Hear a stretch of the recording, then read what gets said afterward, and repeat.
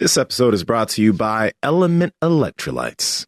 Now, Andrew, have you tried Element's new flavor? I actually have not tried it yet. I'm excited. I want to try it because I hear nothing but good things. However, what has been your experience? Dude, number one, I gave you 2 packs of it, so I'm kind of disappointed in you for not having tried it. So get that in your mouth today. But dude, oh my God. It's okay. So my former flavor, best flavor was orange. Before that, it was raspberry. Mm-hmm. Watermelon by far is my favorite flavor. Really? Like in my next purchase of Element, I'm getting nothing but watermelon boxes. Heck yeah. Make jokes, guys. But either way, it is so good. It tastes like Sour Patch Kids. Oh, but like not too sour where like you drink it and you're like, you do that thing. It's so good. Element, they killed it with this one. Awesome. I'm gonna have to check it out. Look, I have 2 right here. No joke. He did give me 2. Mm-hmm. If you guys want to take advantage of this, you guys can head over to drinklmnt.com/power project. Pick up a value bundle. That's buying 3 boxes and then you get a 4th one free. If you can be like, or you can be like Nsima, grab all 4 watermelon flavors, or you can get a variety of all the other ones. I've been having chocolate every single night. It's like my little before bedtime snack, and it keeps me hydrated throughout the entire night. Again, that's at drinklmnt.com/power project. Head over there right now. Oh my God. We made it. We did. Yeah. People talk shit, man. They never thought we would make it, but look at us. We got our own show. If we could only get somebody to watch or listen. We have a few. I think my mom listens. Yep. God bless her. She'd be in big trouble if she listens. She's still hanging in there, listening to this garbage. I got a bunch of family members that listen to this, and I'm like, man, you need to do something better with your time. Yeah. I still remember it was Stephanie's cousin, so my cousin. We were at Jasmine's dance recital, and he comes up to me. He's like, "Man, you guys made me laugh so hard the other day." And I was like, "What do you mean?" And he brought up some definitely super embarrassing thing that we spoke about, and I was like, shit, you really listen." Yeah. So I'm flattered and at the same time just totally horrified. I'm excited for today's show. I'm excited with some of the diverse conversation we get into on this show. Mm-hmm. Yesterday talking with somebody that, really went through it and had a lot of life experiences with particular things that happened. Michaela Peterson with her diet, and she went through many different battles and diseases and so forth. And that was very non-scientific, even though Michaela has researched some things and she did pull out some stats here and there. What didn't get real thick with that. It was more of just a life story. But for today, having this debate between Alan Flanagan and Tucker Goodrich, I'm really excited to hear these guys talk in depth about what they feel is really hurting us, especially as Americans with processed foods. And Alan Flanagan has been on the podcast before, and he spoke quite a bit about circadian rhythm. He talked about a lot of other healthy practices. But these guys have a little bit of a debate going on. Tucker Goodrich is really well versed in poly unsaturated fats. For people that are unfamiliar, they're also called PUFAs. And some of these polyunsaturated fats will get cooked. They'll get heated to a degree that is harmful to us. And they end up in a lot of our processed foods. And so Alan Flanagan is on the side of thinking these things are probably not that huge of a deal. Probably in consideration if we're not overeating and if we're moving around and exercising and expending some energy.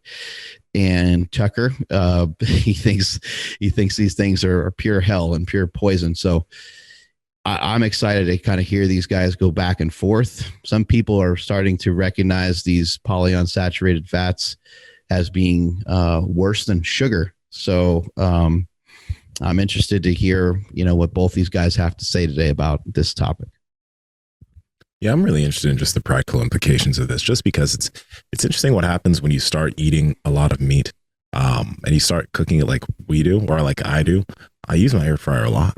So what's happened is, without even realizing it, I have cut down my oil consumption drastically. I can't remember the last time I literally poured oil into a pan to cook something, literally. Maybe like some bacon grease or something, though? Seriously, no. Like even when I like cook fattier cuts, if I do, it's like I just use its own fat to cook it. It's right. I just haven't needed it. So it's going to be interesting to see if you do, like, maybe if you use a little bit, maybe there's not that big of a deal, but that's what I'm interested in. Find out. Yeah. I think where it might have some real application for our listeners is when they go to restaurants, you know, and listeners that may follow a diet where like they're doing, if it fits your macros or something like that, they might want to be more cautious about some of the things that they choose to fit their macros. You also might be, want to be careful of going out to eat because they could be putting all kinds of weird different oils on your food. And then anyone having salads and stuff, you might want to reconsider the type of dressings that you use. Maybe you switch over to using some Primal Kitchen stuff from our boy Mark Sisson, or you just make your own concoction at home with olive oil or something like that, because there are oils that are that seem to be a lot less harmful. But I think one thing to consider when it comes to any oil, and I think that's great, and seeing that you eliminated a lot of them, is just to know that any of our foods that we have in a liquid form it's just going to be quite different than the way that it was meant to be. So an olive, eating an olive is great. Turning it into olive oil, while I would say it's not horrible, it's not bad probably, it's just a really dense version of the olive oil or of the olive. And when you have that, you could end up having excess calories and maybe getting excess of a bunch of other stuff that you're maybe not even aware of. And switching over to being primarily meat-based has seemed to do just a lot of wonders for me as well. And it helped me cut back on things that I wasn't even aware of that I ate. Like I don't really feel like I have this urge or need to dump a bunch of oil on my food anyway. But when you're eating, ribeyes and stuff like that, they certainly could just use a little bit of salt and you're usually good to go. Yeah. As far as oils, Mark, like when you do use some, just before these two guests come in, what is the stuff that you use when you do cook with oils? So just in case people are like, well, if I do get something, maybe I could try grabbing this. I'm a little bit like you, so I will. I won't normally use anything, but occasionally I might use some like ghee butter, or I might use. A lot of times, like if I'm cooking eggs, I just use spray, and I know that people are like, "Oh my god, that spray's got crazy stuff in it," or whatever. But sometimes I might use a little bit of like coconut oil. The issue with the oils versus the spray is I feel like I have to use kind of a lot of oil, and I'd just rather not have those calories. Sometimes I'll just cook, if it's eggs, I'll just cook them in regular butter, which I really like a lot. So it'd be great to know from these guys, like, if they see any harm in any of those things, or even cooking in bacon grease, which is pretty common. An interesting thing is, years and years ago, like maybe like almost 100 years ago, there was the invention of Crisco, and there was a lot of switch to people frying stuff in stuff other than animal fat.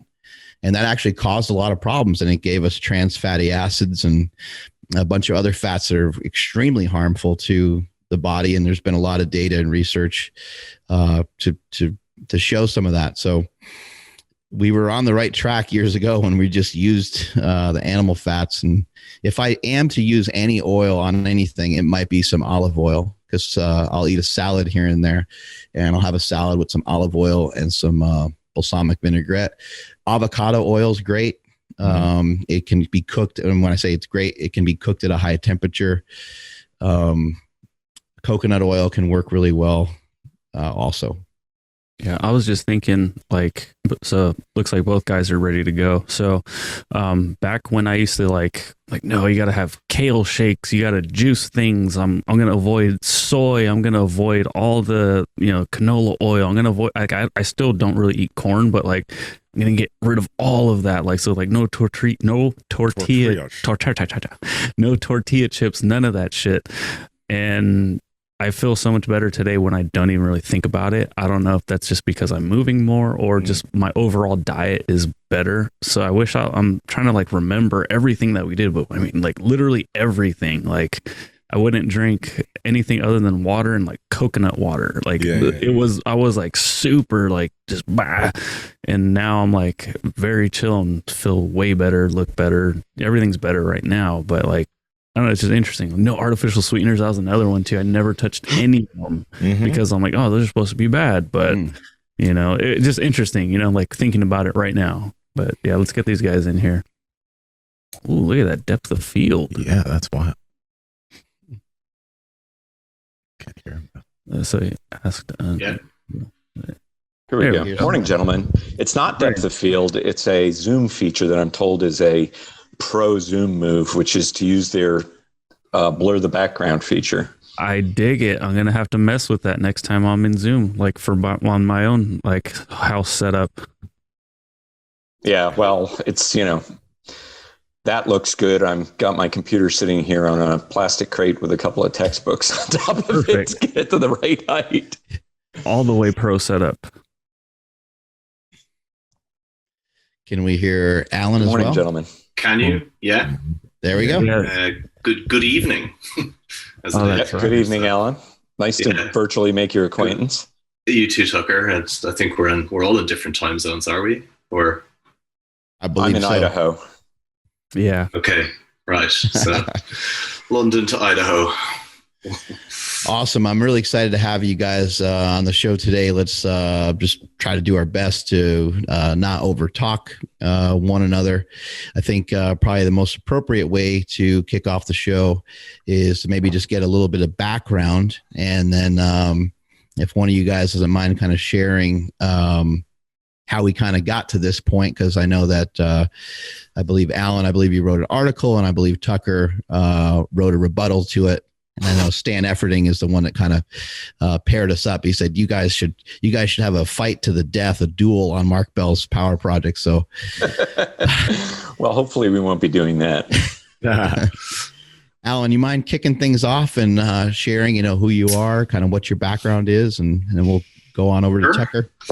Yeah, so I'm currently writing up my PhD thesis. I'm based at the University of Surrey, which is where I did my MSc.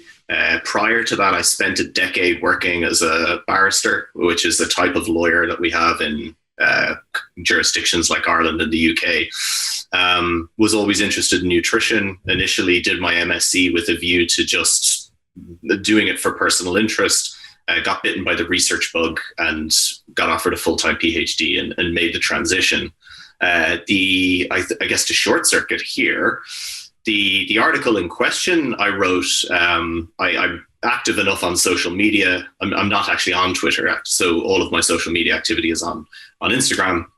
And a particular conversation would keep coming up, posting about I have a lot of interest in lipids, cardiovascular disease, generally speaking. I'm on the Heart UK advisory panel in the UK. And so I would post about this regularly enough, and I would get into conversations, broadly speaking, about polyunsaturated fats. Now, sometimes that may be specific to omega-6 linoleic acid, but not always. It was just kind of this umbrella. So I wrote the article broadly in relation to polyunsaturated fat. It wasn't necessarily specific to seed oils. Wasn't so there was a mix of studies that would have included either a specific focus on omega-6 or a specific focus on omega-3, or indeed some analyses would have included both. And the article was kind of laid out in a certain form. I started it by talking about certain narratives that were common, that I hear a lot in the conversations that I have with people. They would be focused a lot on kind of ideas about ancestral diets or the Paleolithic diet in particular. And then some of this kind of mixed in, I would say, narrative about how we got dietary guidelines, very much focused on Ansel Keys, demonizing saturated fat and all this stuff. So that wasn't necessarily an evidential part of the article. It was just like, these were the common things when I would question someone who would question me. These were the common things I would hear back. And then I focused on human studies for lipid peroxidation in particular, and then human studies that are often cited in support of, specifically in relation to omega-6 and negative effect. And they tend to be older studies, and we've got missing data with them, and there are some parts that are hard to tease out. But the real meat of it was for me anyway, was the final part. And this seems to have not got as much kind of attention as some of the narrative parts. With science, we try and base conclusions off converging lines of evidence and not necessarily one specific line. And when it came to this question in particular, I find that for human outcome data, we've got prospective cohort studies where diet's measured initially and followed up over time. We've got biomarker studies. We've got human intervention studies. We've got the substitution analyses. We've got meta-analyses of both control trials and of prospective and observational research. And for me, that body of evidence all seems to point to an overall conclusion that we're probably barking up the wrong tree when it comes to vilifying polyunsaturated fats generally, omega-6 in particular, at levels of current consumption and otherwise. I find it hard to see how they're having the deleterious effect that some people would claim that they do. Habitual levels are not particularly, I think in the US, maybe 7% on average energy intake, but Tucker might correct me on that. I'm more familiar with UK data. You're right. So I find it hard to, and then when we look at globally, the range tends to be between about 2 and 11%. And when we look in that range with the prospective data, it seems to suggest that the higher end of that range is better than the lower end. I think there are other component parts in terms of explaining cardiovascular disease, which has come down by over 50% since the 60s, although still the leading global cause of mortality. Diabetes and other conditions. I think there are other culprits that we can look at that warrant more of our focus in this respect. And so, just to kind of wrap up my little intro, I think that I find it very difficult to support by reference to human outcome data. I know that there are these potential mechanisms that might explain an effect, but they seem to not translate to actual effects in outcomes in humans. And so for all those reasons, I find it difficult to sustain a case that omega-6 linoleic acid is particularly detrimental for human metabolic health or even cardiovascular health. All right, Tucker, you want to take it away?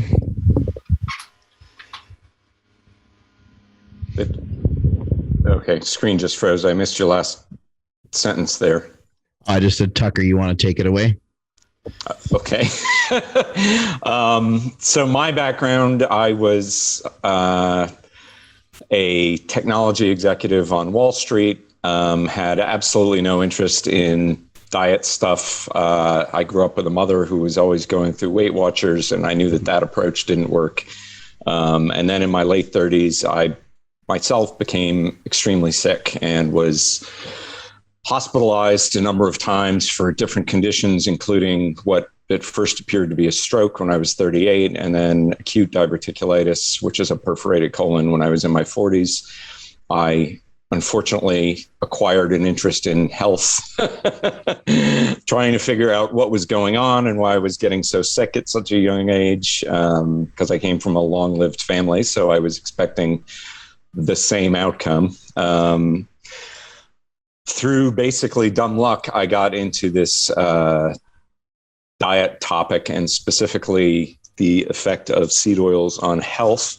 Unlike most people who fix their diet, removing seed oils from my diet was the first thing that I tried. And I had an immediate and dramatic shift in my health for the better. The chronic bowel condition that I had suffered from for 16 years resolved in 2 days. My weight fell off immediately.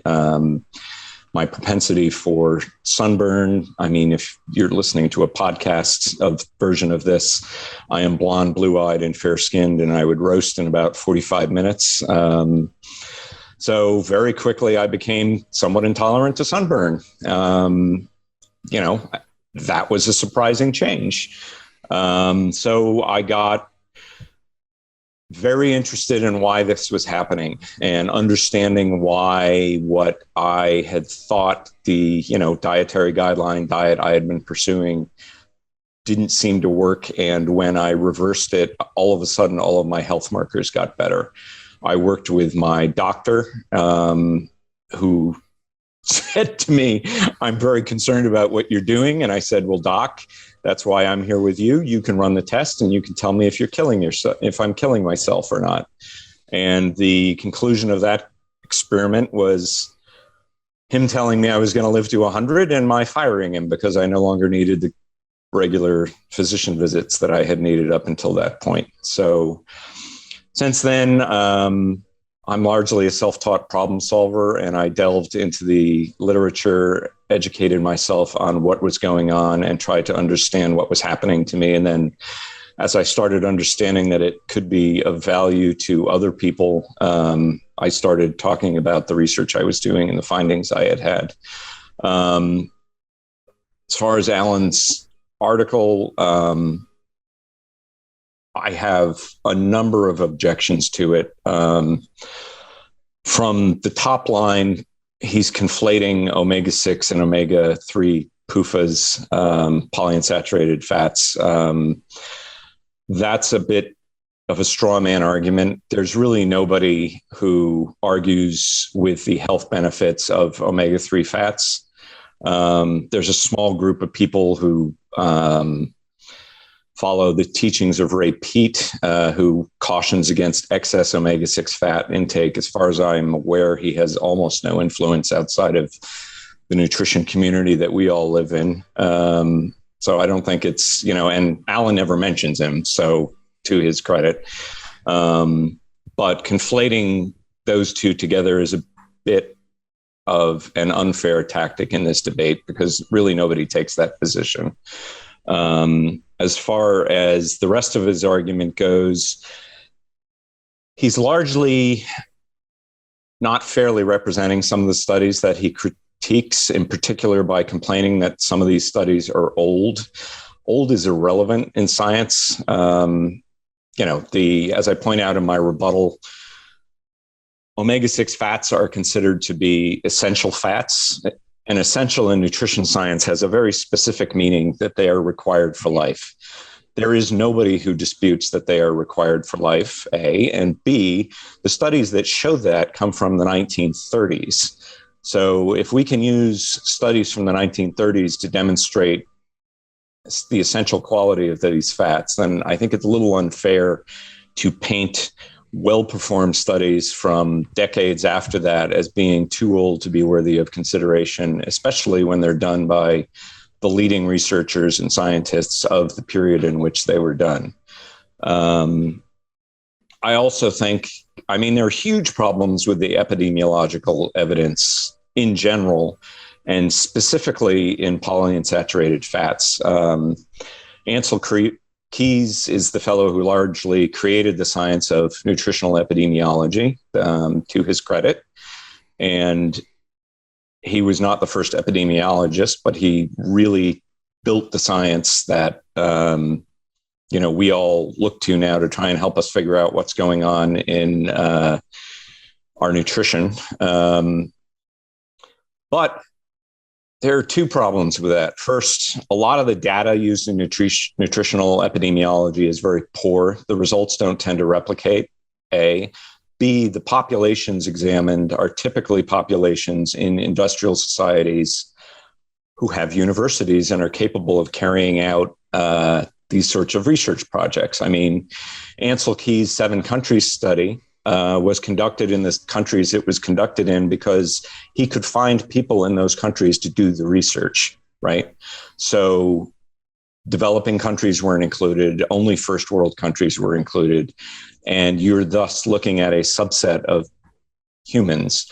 Now, omega-6 fats in industrial quantities entered the human diet in the late 1800s, almost 100 years before he started doing his research.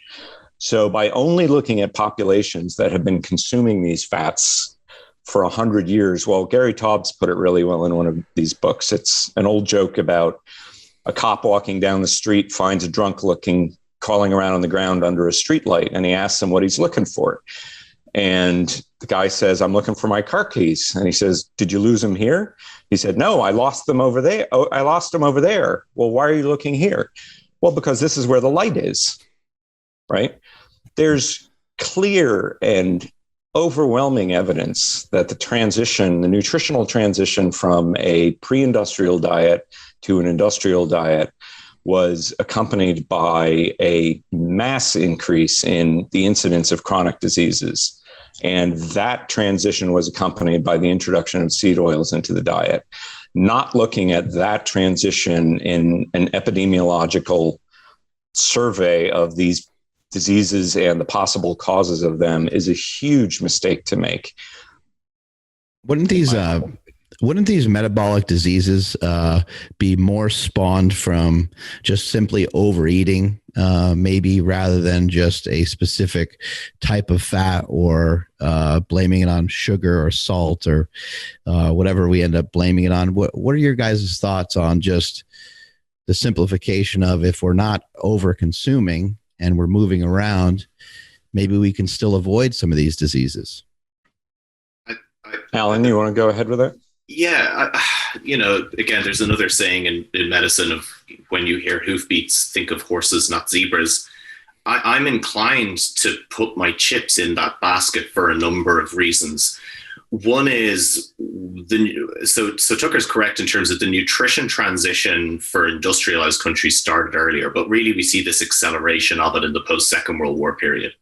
And that is a period where we can measure diet, and there are epidemiological studies that go from not just the 7 country studies, there are a couple of others that are also interesting that go from that period. And you see this accelerated change in the food supply from the late 60s, early 70s onwards. It's happening even before the introduction of dietary guidelines.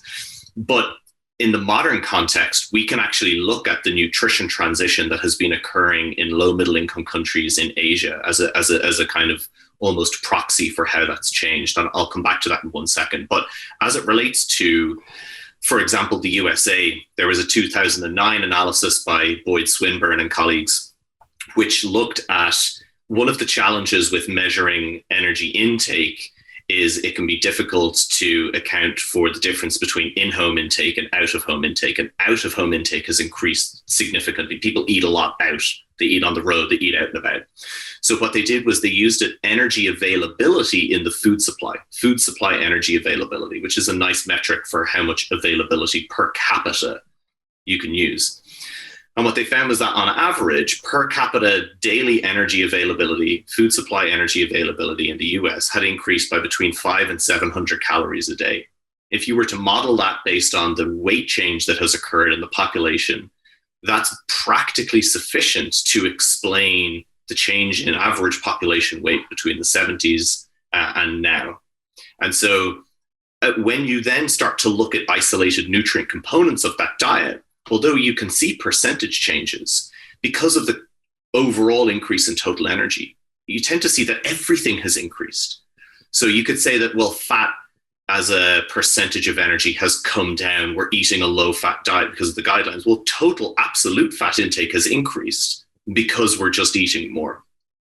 When you look at the nutrition transition in Asia, we've seen this occur. So in the early 90s, the average macronutrient composition of the Chinese diet still reflected what we might call the traditional Chinese diet. Total fat was only about 20%, give or take, of energy intake, carbohydrates 66%, reliance on a dietary staple like white rice, and protein the remainder. If you look at the nutrition composition now, it reflects more of what we might call a Western macronutrient composition. Dietary fats now about 33% of total energy intake, carbohydrate lower than before, but still what would be typical in Western countries at about 55%.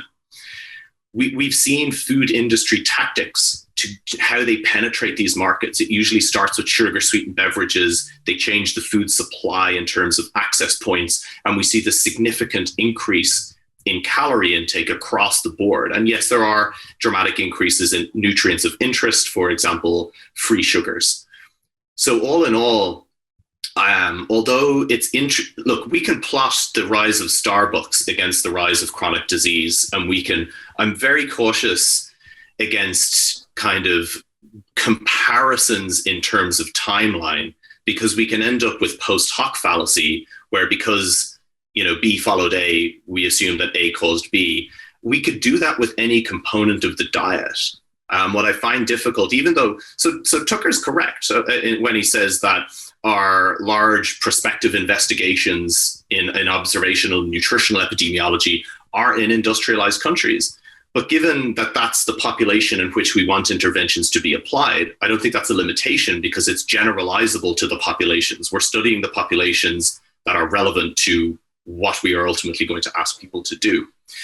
And even before major guidelines come in, we see this association with things like the poly unsaturated to saturate ratio. We saw it in the Israeli civil servant study, which started in 1963, 13 years before guidelines came in.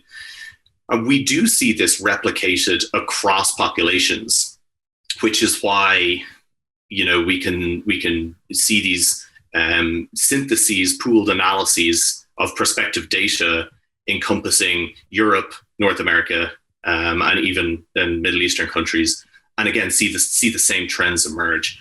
So in terms of metabolic disease and the continued higher levels of cardiovascular mortality, although that has halved since the 1960s, I'm inclined to think that the lowest hanging fruit for us to go at is the dramatic increase, not just in total energy intake, but also in the kind of composition of diets itself, and therefore the absence of other nutrients.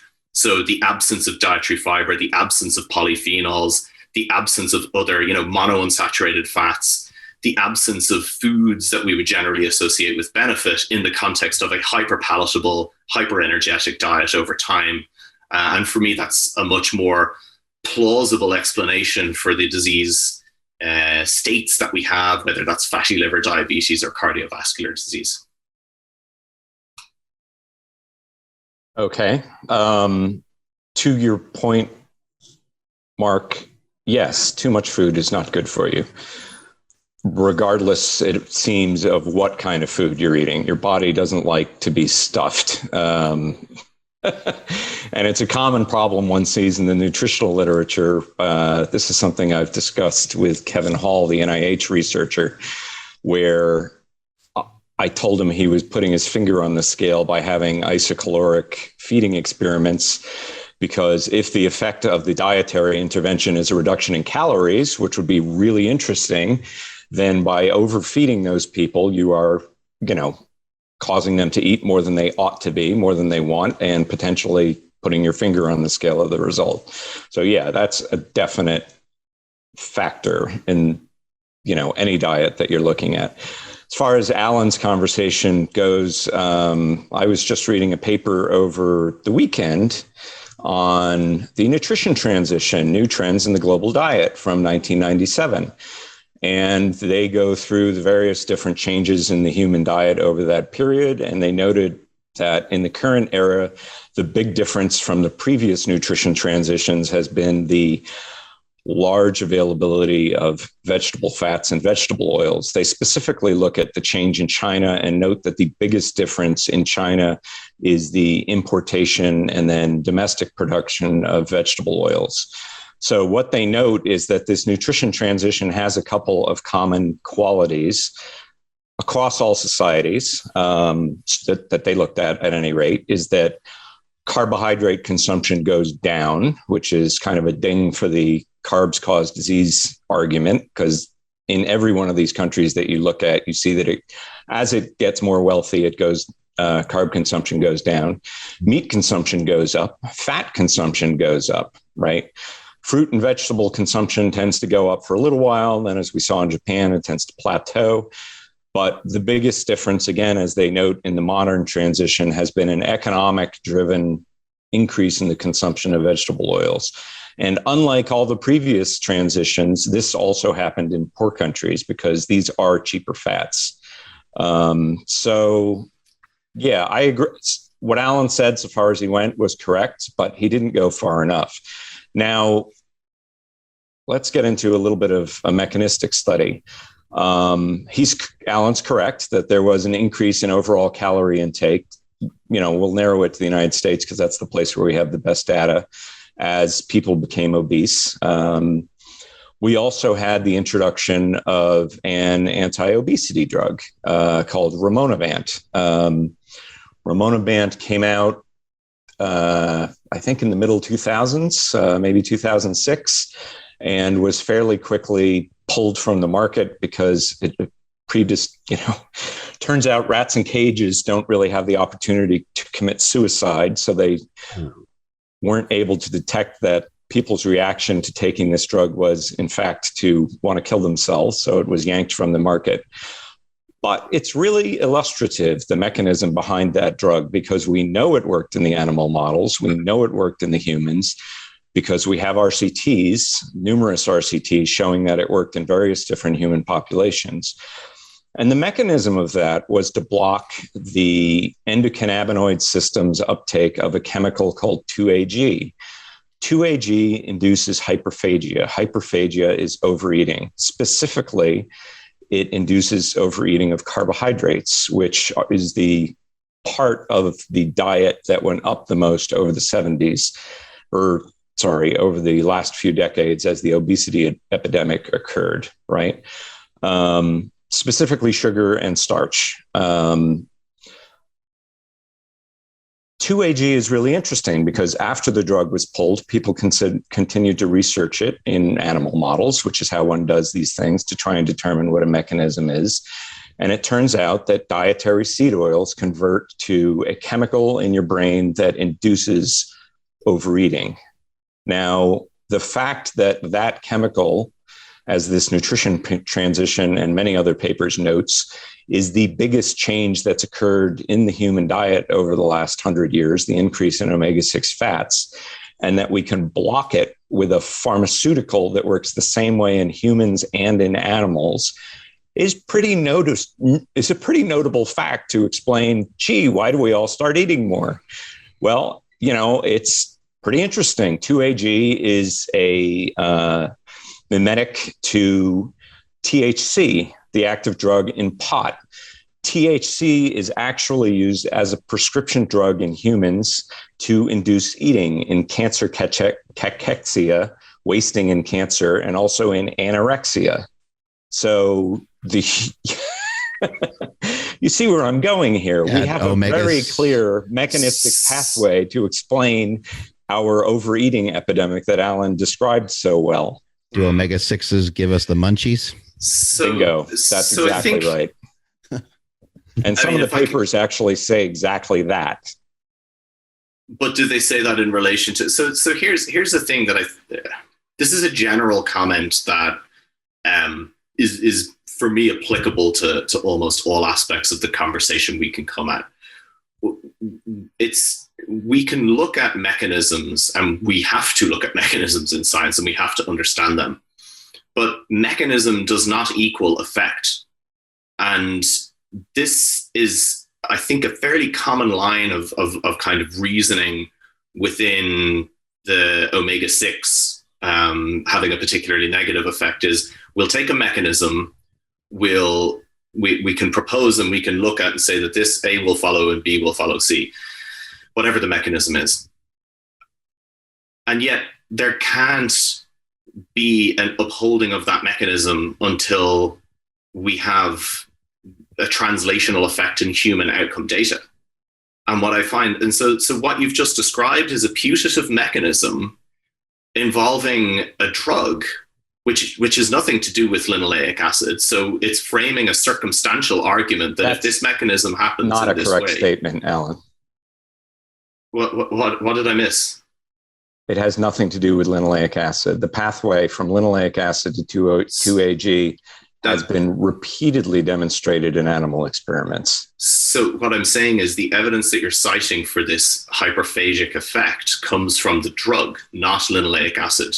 No, the drug blocks the effect of linoleic acid conversion to 2-AG in the body. The drug prevents obesity, and yes, and blocks the same human-approved drug, or it was at one point before it was pulled to the market. So here, we have a clear translation from a mechanistic model into a human demonstration that this effect takes place. And it's not the only place that this has happened, right? But we've all heard. Let me just come back to that, because I want to kind of work, and thanks for coming in on that, because so this is the line. So we have the drug is the anti-hyperphagic drug, right? It acts by inhibiting a pathway through which linoleic acid can act. Correct. We're again being so is there human evidence that linoleic acid fed in high doses to humans has this effect? Yes, there is. My answer to that would be no, based on human evidence that we have. Well, then we can go through that, certainly. Okay. And again, even adding, so mechanistic evidence, while important, must also be married to biological plausibility. And so even because this point will be relevant to the difference between percentage changes in diet as a result of increased calorie intake and absolute changes. And so we said that linoleic acid specifically constitutes around 7% of the diet in the US. And so if this putative mechanism is going to have evidence of actual effects in humans of increasing energy intake as a result of feeding linoleic acid, well, then it has to be within the bounds of the biological plausibility of where we're at in terms of linoleic acid intake. And I mean, I've seen a number of studies looking at fat-specific satiety that have compared different fat subtypes. But I have to say, unless you can point me in the direction of it, I can't see any human evidence that would suggest that linoleic acid specifically increases subsequent calorie intake. Well, since I like these primitive society models, let's discuss the Tsimane. The Tsimane are a Bolivian hunter-gatherer tribe living in the Amazon desert. They are very popular research subjects because they're another one of these populations that doesn't have heart disease. They don't have diabetes. And up until recently, they didn't have obesity. Well, they discovered something very interesting in the Tsimane, that people were starting to get fat. And the first pass association they came up with was motorboats. Turned out Tsimane with motorboats were more likely to get overweight. And it wasn't because they weren't exercising. It was because we all know that exercise is a really lousy way to keep weight off, although it's great for our health. What they discovered was the people with the motorboats were the ones who could go to the market and buy industrial foods on a regular basis.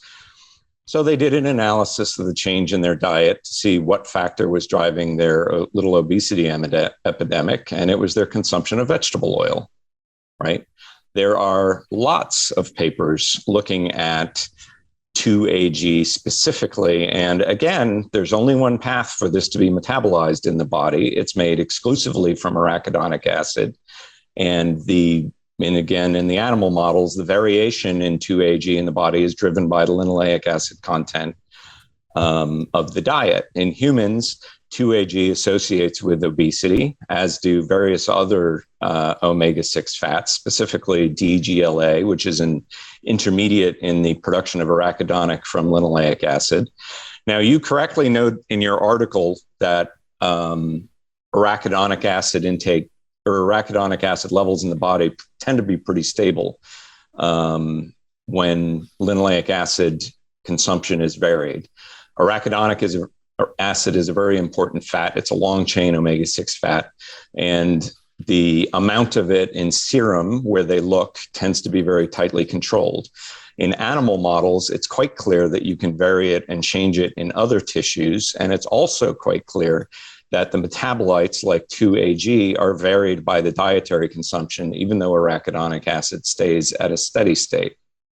So there's a lot of research going on into the endocannabinoid system and obesity because, again, we had a human approved drug tested in human RCTs that showed that that pathway was relevant to human obesity. We also have another pathway. We've all heard of gastric bypass surgery. So the animal models show that what drives the change, let me back up just a half second here. So the animal models show that the effect of linoleic acid on obesity is driven through the brain, right? There's a circuit going through the vagal nerve that detects the conversion of linoleic acid into arachidonic acid and 2-AG in the gut as you're digesting your food. And if you cut the vagal nerve, you eliminate the ability of linoleic acid to drive obesity in an animal model, right? So now they've looked at what happens in gastric bypass surgery, and it turns out you're cutting that circuit in animals or in humans, right?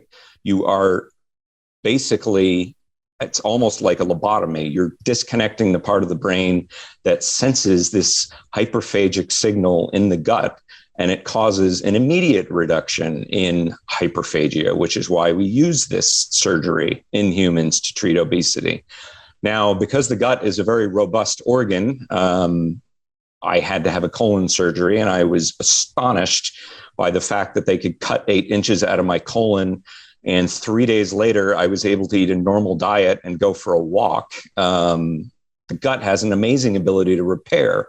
And what seems to happen after gastric bypass surgery is that the gut rebuilds its ability to sense this hyperphagic signal, which is why in the long run, people who undergo gastric bypass surgery, unless they fix their diet, tend to regain all of their weight or a lot of their weight. So clear human model, clear described pathway in the medical literature describing what I'm talking about here. I think it's really important that we address all of the evidence. Absolutely. But again, and not to kind of labor this, but yes, we have the clear potential mechanism. I mean, the factors that influence post-ingestive satiety, or both within meal satiety and then subsequent meal satiety as it relates to the endocannabinoid system, are highly complex. We've seen that with the for example, like just a slight detour, but we've seen that with the sugar research, right? Where, in an animal model, you can infer some of the DSM-5 criteria for addiction. You can see the effect on the endocannabinoid system and the dopaminergic system and the wanting and the liking sides of the brain. And then you start looking in humans, and there's some key pieces that are absent that. And what I'm coming back to, although the Simone observation is interesting, is that they're going in and eating industrialized foods. There are other factors that are component parts of that food, and isolating the effect of vegetable oil. The point of their analysis was to focus on what was actually changing. And right. I mean, I was really surprised to see that study because, from my point of view, it was a gift. But I didn't do it. No, I know that. But we're talking about one study that is observational. Now, because I'm particularly sensitive to this being in nutrition, I think there are sometimes oversimplistic dismissals of nutrition epidemiology. Observational research is hugely valuable. In Agreed. Interventions with feeding, looking at fat, because there's been a lot of hypotheses about the effects of dietary fat on satiety. There are feeding studies that have looked at factors like the degree of saturation of fatty acids and how that might influence, satiety, the fat composition of the diet, broadly speaking, as it relates to unsaturated and saturated fats. And some studies that have looked at feeding high intakes of linoleic acid, gamma linoleic acid, or oleic acid, which we kind of find in olive oil, and looking at energy intake and parameters of appetite and otherwise. And, I find it difficult to see, you don't really see any relationship between fat-specific aspects of satiety or even indeed overconsumption as a result of a specific fatty acid. So interesting mechanistic potential plausibility, but lack of outcome data in humans that suggests that all of this mechanism adds up to an effect that would actually explain the observations that we're seeing. And I think that disconnect is where it becomes difficult to reconcile this in favor of an adverse effect, because in favor of a potential benefit, or at least a lack of adverse effect, we can make the link in that chain with human outcome data. And so... Well, human outcome data is quite, obvious in my view. So let's say you're trying to figure out what causes lung cancer, right? We all agree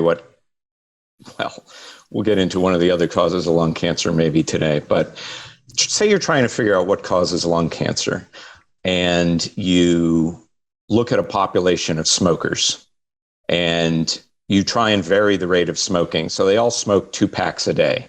And we'll all agree that that's too many cigarettes, right? The appropriate amount of cigarettes in a human diet is probably 0. So let's say you vary their cigarette intake. You take one group down to a pack a day, and you put the other group up to 3 packs a day. Well, let's just posit that the amount of cigarettes that causes lung cancer is a half a pack a day.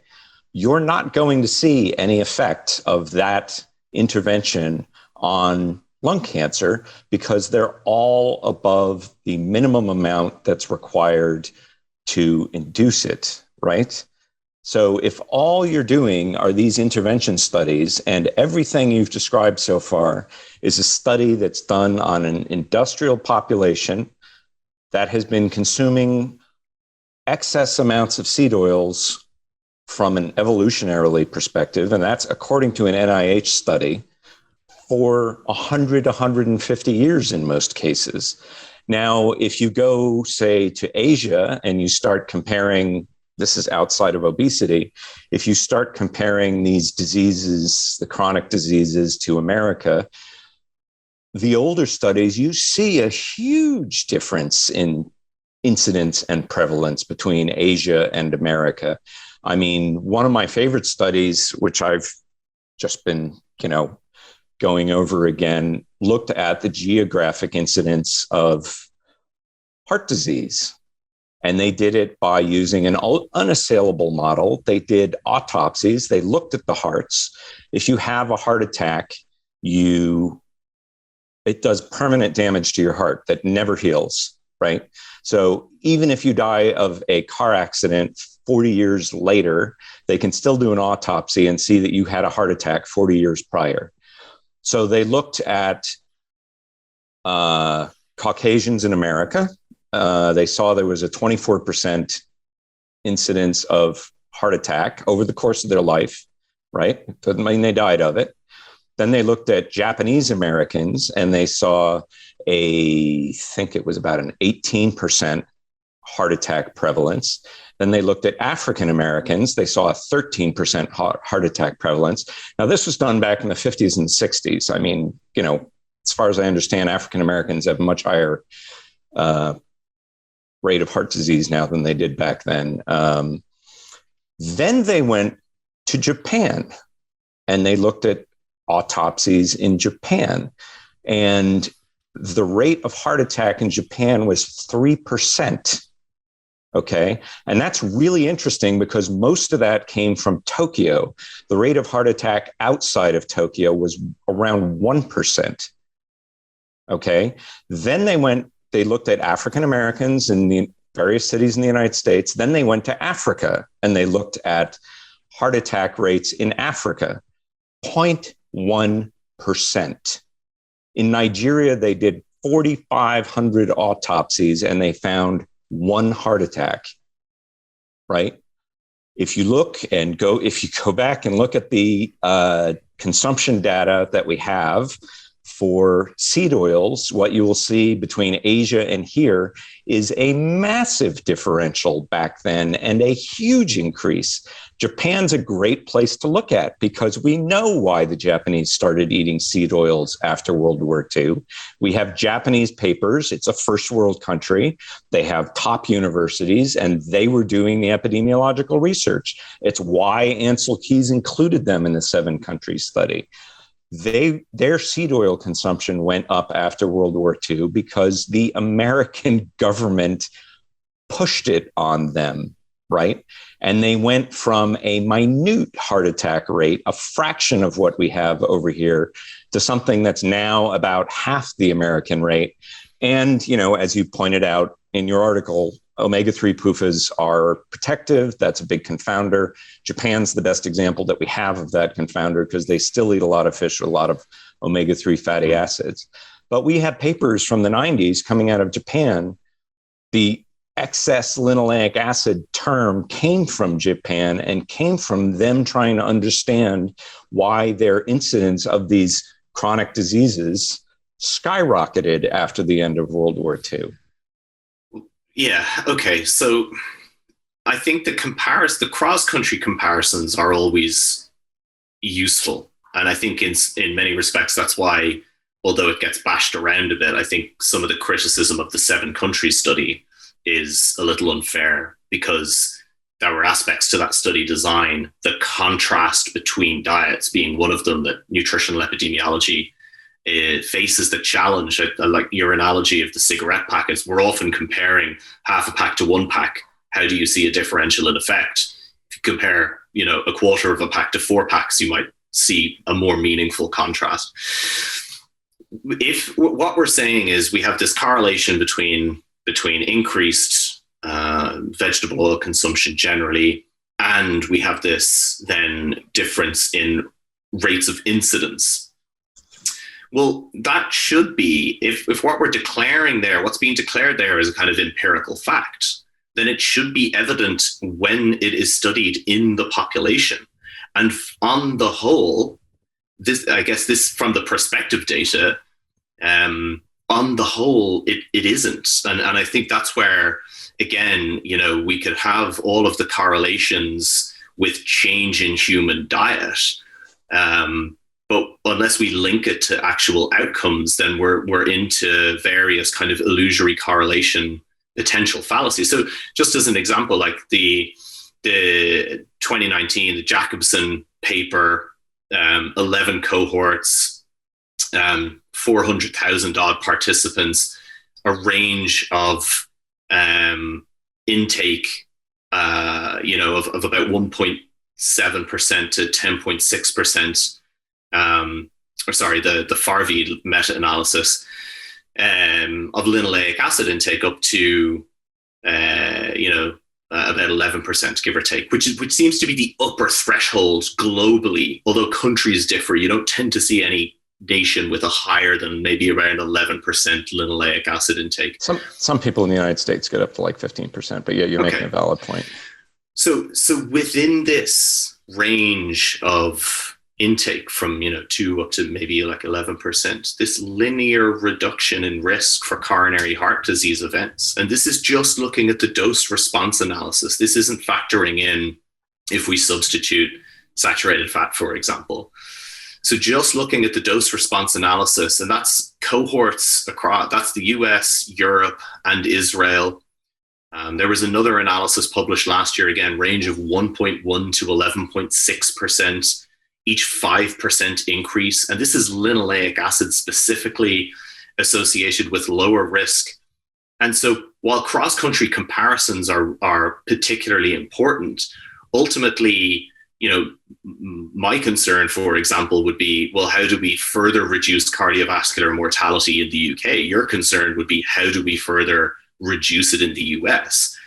And if we were being guided by outcome evidence prospectively in relation to that, then the outcome evidence in relation to linoleic acid would suggest that increasing from very low 1 to 2% increases, not very far, up about 5% or even up to about 10% would benefit and lower risk of heart disease. So the correlation analyses can only go so far when the actual outcome data shows a linear reduction in risk across these thresholds. I find any study claiming that they found an industrial population with a 1.1% consumption of linoleic acid to be incredible, to put it politely. I mean, the NIH just finished an intervention study and failed to get linoleic acid.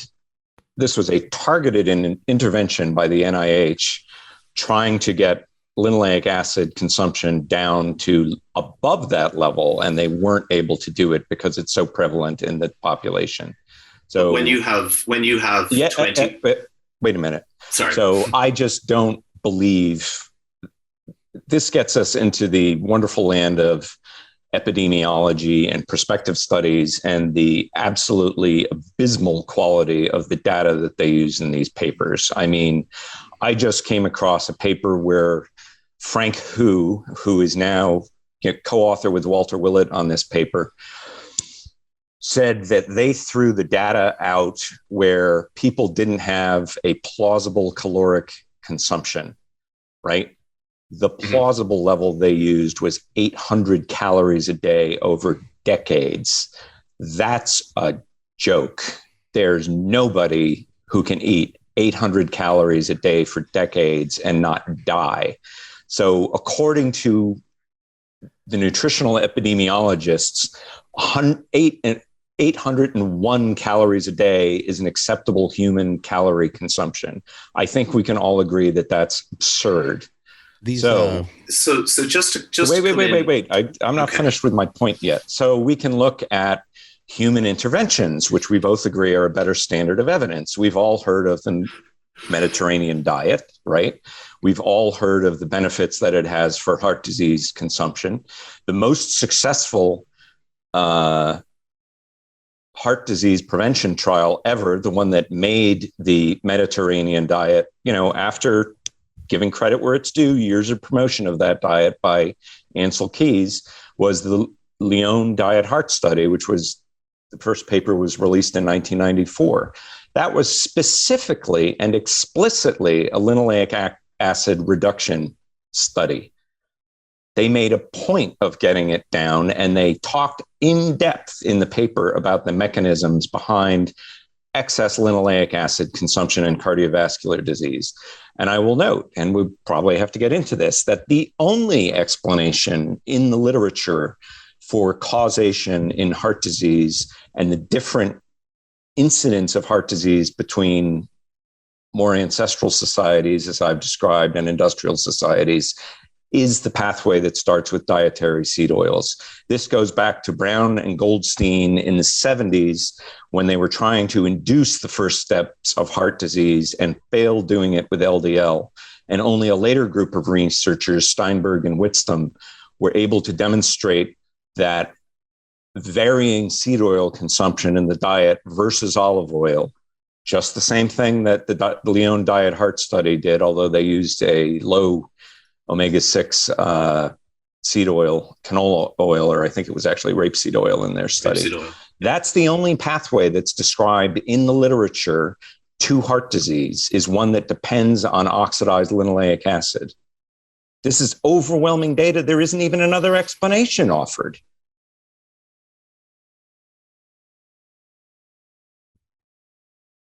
I just want to back up just a bit, and where are these fats prevalent? I know we touch upon polyunsaturated fats, and sometimes it sounds confusing because I believe there's polyunsaturated fats that are omega-3s that most people, would recognize as being fairly healthy. They come from fish, and people supplement with lots of fish oil.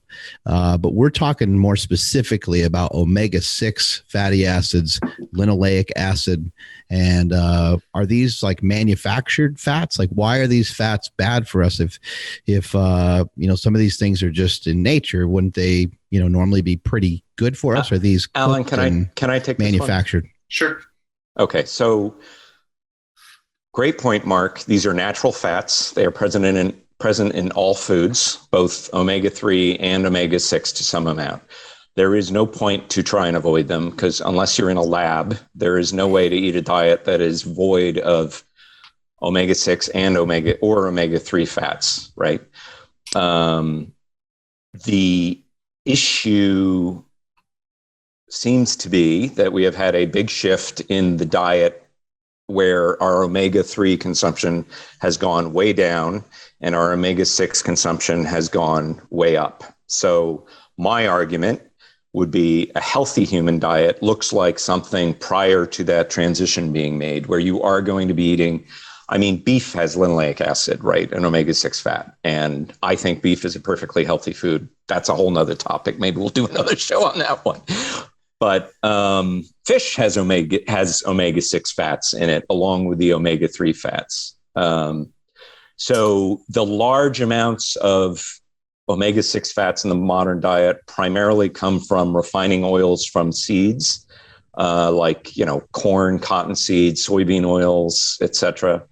And their concentration, I mean, somebody did a really great job of showing how many ears of corn you have to take to get a gallon jug of Wesson corn oil, and it's a lot. You couldn't conceivably eat that much corn in that short of a period of time. So this is not a argument that these fats are inherently bad. It's just that we are, anything, water in excess is toxic, right? That's what hyponatremia is water poisoning. Tucker, I think source is also important because, if we are talking, because Mark, you're like, so Tucker's described, obviously these fats are natural and occur. And yes, there's this industrial processing, but in terms of where we to kind of look at dietary sources, and I think the UK and the US are pretty much on a par on this. The biggest contribution from diet is not that someone in their home is using some rapeseed oil like they did in Leon Diet Heart for a salad dressing or to cook on a pan. The primary vehicle of these is processed foods, is packaged foods or ultra processed foods if we talk about the NOVA categorization. So these are foods that you couldn't make in your home kitchen if you tried, because they rely on a mix of fats, starch, refined grain, sometimes added sugar, other additives, sodium, etc. Everything from like ice cream to cereal to potato chips to French fries. It's in a ton of stuff, right? So and there's one important thing though. Chicken is the number one source of omega-6 fats in the American diet. And that is because these fats concentrate up the food chain, and what we feed industrially raised animals like chicken or pork or farm-fed fish in some part is, concentrated sources of these oils. So their consumption of it raises the amount in their adipose tissue. And then when we eat it, we are eating those fats as well. What if you're that's been demonstrated in eggs, for instance. So there's 2 points, Tucker, and I'm interested to get, because this is something that has always struck me as somewhat of a disconnect between, and I know it, to be fair, in your article, I know that you mentioned this in relation to Lauren Cordain's research or brought up dairy, but when I look at Boyd Eaton's research or Lauren Cordain's research, and I try and kind of, because a lot of, I'm not saying, by the way, I'm not implying you think this, but you will probably be aware that a lot of people, or I would say maybe almost prevailing thought within the ancestral health community, whatever you want to call it, paleo, ancestral, whichever, seems very focused on saturated fat, for example, and concomitantly by saying, look, it's this omega-6 is the problem, saturated fats are demonized, eat more saturated fats, reduce. And then you go to the actual literature from these seminal Paleolithic diet researchers, and it's imperfect, right? We're using things like carbon stable isotope analysis to try and piece together the diet. But I've never seen an estimate of the saturated fat content of the Paleolithic diet above 6 to 8% of estimated energy, which is significantly lower than, is almost akin to a modern Mediterranean diet, but certainly is much lower than a lot of modern people who profess to follow a Paleolithic diet. And what I found interesting is some of verging on Cordain's getting off topic, but go ahead. No, it's not. I'm bringing it back to just to round this out.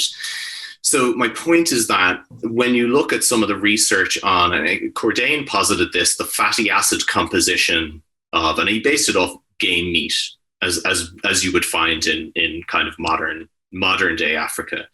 That fatty acid composition, yes, it does have more omega-3s, but in terms of overall fatty acid composition, more polyunsaturated fats generally, and a fatty acid composition that isn't too dissimilar to, if we just look at the fatty acid composition from something like a rapeseed oil, for example, if we look at some of the contents of that. And so if the argument is some degree of ancestral consistency, why is it, or is it simply that the dose is different? Why is it that the fatty acid composition of this ancestral diet may have been quite low in saturated fat and had more of a proportion of polyunsaturated fats? And is it just the omega-6 that it's differed, in your opinion? Yeah. So for starters, everything that you said about their research is correct. There is a wide variety within that research, though, of fat consumption.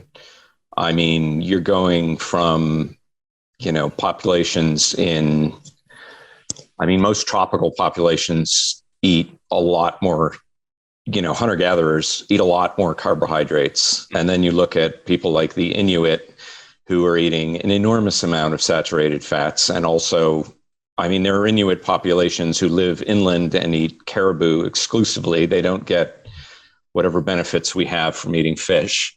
And, historically, they didn't get these chronic diseases. You can go through, we could, the interplay between saturated fat and polyunsaturated fats is a broad one. And there is interplay where, one of the benefits, for instance, of the Mediterranean diet appears to be that oleic acid, the primary fat in olive oil, is more successful at replacing linoleic acid in LDL than saturated fats are. So you wind up with a lot of confounded studies where they don't recognize that is a factor in the different composition of their diets, which is why you see low fat diets producing worse outcomes in cardiovascular disease markers. At the same time, we have the Verdict Corporation, which is currently doing a study amongst humans. It's not an RCT, but they are treating actual people and tracking their changes. Sarah Hallberg, is it? Sarah Hallberg is the doctor who is leading that, and she's working with Steve Finney and Jeff Volek. Finney's an MD and a PhD, and Jeff Volek is a registered dietitian. Great team, and they've really changed thinking on how to treat diabetes in the last few years. They explicitly tell you to avoid polyunsaturated fats, and that saturated fats are a healthy food source based on experiments that Steve Finney did back in the 1990s, where he saw acute toxicity in a study population from trying to feed them too much, one presumes, soybean oil mayonnaise, since that's generally what soybean mayonnaise is made with nowadays. So they explicitly advise you against doing that. It's not a strict prohibition, but nevertheless, they are able to, we'll argue about terminology, but they are significantly improving people's diabetes disease and simultaneously lowering all of their cardiovascular disease risk factors, or at least the markers for those risk factors. So yeah, I would argue that, you can look at lots of different populations with lots of different saturated fat intakes and find wildly divergent outcomes that, to me, seems to be because of the background PUFA intake, with the observation that there are confounders. But omega-3 is the most obvious confounder. I mean, the Japanese and the Chinese genetically are very similar. They both share high frequencies of one of the most of the ALDH2*2 mutation, which is the most common human genetic mutation, and it's pretty much exclusively in Chinese-derived populations. So we know they're genetically very similar, and yet they have wildly divergent rates of obesity. China is becoming one of the fattest countries on earth, and the Japanese are one of the least fat countries on earth, even though they are both industrial countries. They're both in the same neighborhood, and traditionally they ate very similar diets. So, there are confounders that can have huge effects on outcomes. And one of the most, to your previous comment about how complex this is, that's an understatement. There's a lot going on, and there are a lot of different interplays between these fats and different parts of the diet that need to be taken into account to explain some of these discrepancies. And we won't be able to go through them all today, but I wanted to point out a few of them just to make that clear. So one of the things that you've raised there, the metabolic health specifically, and again, this is where, and we don't even have to go into observational research, because, and what I'm thinking specifically of is the research in the last really 6 years, probably 2014 was the first study. These are controlled studies, randomized controlled trials, looking specifically at the effects of dietary fat modification and composition for effects on hepatic fat and liver fat. Liver fat, actual diagnosis of Nafld is likely to be underestimated in the population. So there's estimates the prevalence of people with fatty liver is probably as high as 25%. Mm-hmm. And the diagnosis, the threshold is over 5% of your liver cells have fat in the cell. And their cells are, liver cells are full of fat. 5% of liver cells are full of fat.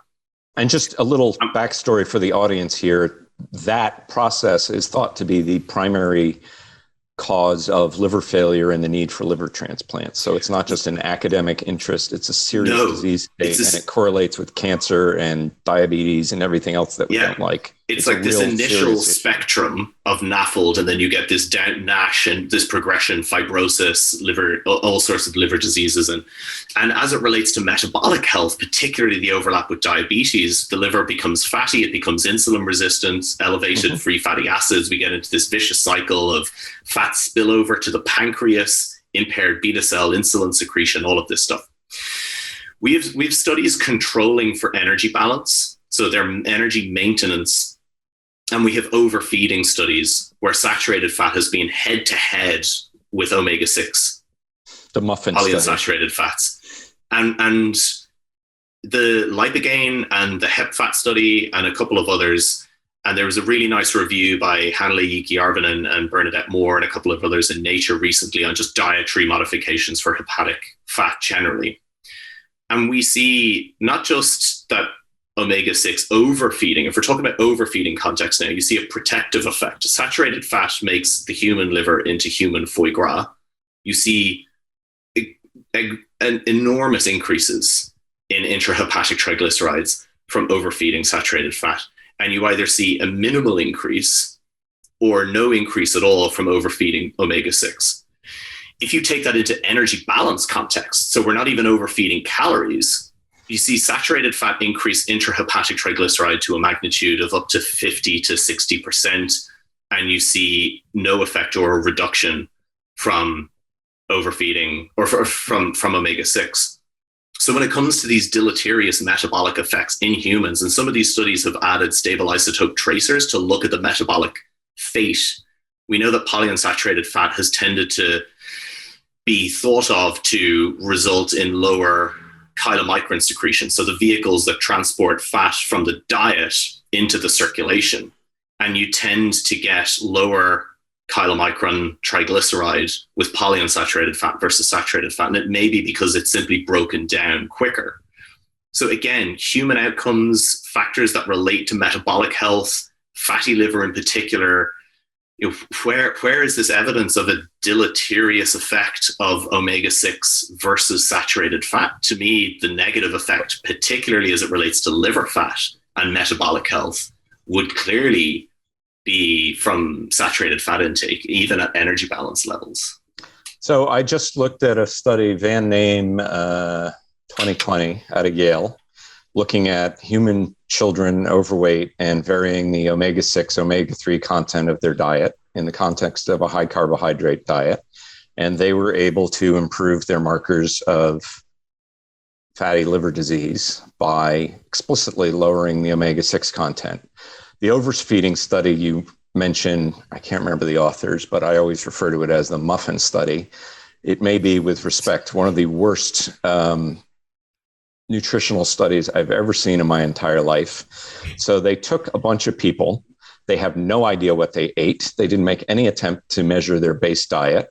And they gave them two kinds of muffins, one of which was mostly saturated fatty acid. The other one was mostly saturated fatty acid.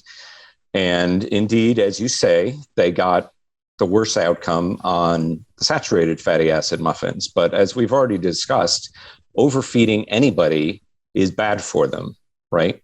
So really, and of course, in that study, they had no idea what they were eating because they made no attempt to track their background consumption, right? So if, back to our cigarette analogy, they have no idea how many cigarettes those people were smoking. They gave some, some of them some filtered cigarettes and some of them some unfiltered cigarettes, but they literally don't know what was behind the diet. So I don't think that's a particularly useful study, except don't eat too many muffins. I will agree to that. Don't overeat muffins. Wait. Bear with me here. So let's talk about NAFLD. NAFLD is, I will posit, the single best example of the causation of omega-6 fat and chronic disease in the human diet. For starters, it's a new disease, right?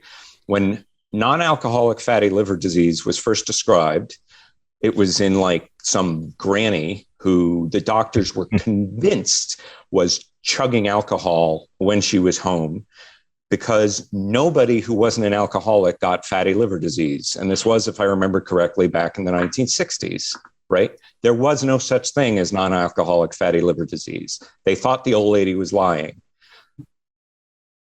Prevalence of NAFLD, as you observe, is now up at, I think, the 20-30% level in the United States, right? This is an entirely new disease, okay? Now, luckily, we have a model that we can use in humans and have been using since 1961 to induce non-alcoholic fatty liver disease in humans, and it's called soybean oil. Right? So soybean oil is made into a product called intralipid. Intralipid is fed intravenously or through the mouth to people who are unable to eat food orally. There are lots of cases where that's the case. It could be trauma. It could be a kid who's born without a gut. And there are many problems with feeding people intralipid. One of them is fatty liver disease in adults. In children, it is cholestasis, where basically their cholesterol flow through stops working and it kills their liver. It ultimately gives them liver cancer, and they are then candidates for a liver transplant. So over the last couple of decades, a pharmacist up at Boston Children's Hospital has been looking into what causes this liver failure in these people who are given soybean oil. And she has demonstrated that it's the omega-6 content of the fats that they are fed. And that if you switch them out from soybean oil to fish oil, a product called Omegaven, they don't get the liver failure. And if they already have the liver failure, it goes away. Her evidence of this was so convincing. Intralipid carries an FDA black box warning, which is the highest warning that the FDA will put on an approved medical product, basically telling you that this product will kill you, right? Her evidence was so convincing that she never needed to do an RCT, and she got the FDA to remove the black box warning from Omegaven because it doesn't cause liver failure, because it doesn't contain any omega-6 fats. Furthermore, in the animal models, she went through and showed that every single infusion that contained any level of omega-6 fats causes liver disease. And even blending omega-ven, the fish oil substitute, with a little bit of soybean oil prevents omega-ven from healing liver failure in humans. So yes, open shut case in humans, decades of evidence, FDA approved product. That's not even a close one in my view. And again, I will note the biggest single change in the worldwide diet over the last century has been, 70% of the fats in the United States now, according to that paper I cited before, are from soybean oil. Soybean oil is obesogenic in animal models. I mean, there's literally a paper in the scientific literature where the title is soybean oil is obesogenic. GMO soybean oil with less linoleic acid is less obesogenic, right? It is the human model for inducing insulin resistance, another disease that we have an epidemic of. So scientists who want to make humans insulin resistant, they inject them with soybean oil, because we've known since 1964 that soybean oil causes insulin resistance and hyperglycemia in humans. Thank you, Alan. That is the best argument I have for this position. What are current levels of soybean oil in the US? Oh boy, I don't know. I don't know what the absolute level is, but they're up, according to the NIH, 1,000-fold since the 1900s, when it wasn't really used as a food. But in terms of now, because the evidence that you cited there in relation to the effect of soybean oil is like largely either the in vitro cell culture or animal model effects. No. Boston Children's Hospital, they've been treating children this way for decades. It took them 14 years to prove that soybean oil was the cause of the diseases they were seeing in human children. And they had a lot of deaths. But this is specific to, because I'm just trying to marry this up. I don't see soybean oil, for example, in the UK. So this is the evidence that you cited there is very specific to soybean oil was the exposure of interest. Yes. Omega-6 fat. There was another parenteral nutrition product that was made out of cottonseed oil, which has more omega-6 than soybean oil, and that had to be pulled out of the market decades ago. Tucker, is the feed that's used when people are put on ventilators, is that in any way related to?